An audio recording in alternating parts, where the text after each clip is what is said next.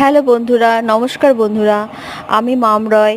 আমি একটা দুর্দান্ত রেসিপি নিয়ে চলে আসছি, কিন্তু আমি খেতে পছন্দ করি না।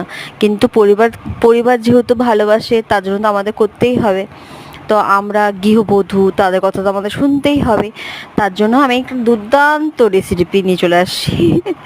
যারা এই ধরনের রেসিপি খেতে পছন্দ করে, মাছ মাংস বাদেও এই রেসিপিগুলো ভালোই টেস্টি হয়। যদি পছন্দ করে অবশ্যই আমার রেসিপিটা দেখে অবশ্যই করে দেখো, অবশ্যই ভালো লাগবে।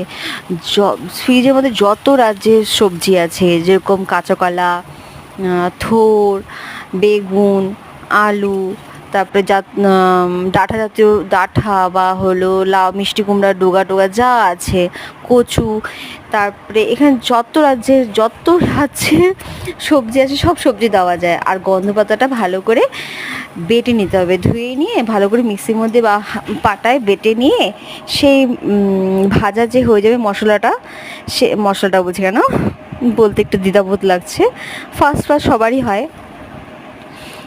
সবজিটা যে ভাজা হয়ে গেছে, সেই ভাজা সবজির মধ্যে আমি গন্ধ পাতাটা বাটাটা দিয়ে দেবো, দিয়ে ভালো করে ওটাকেও ভালো করে ভাজতে হবে পাতাটা।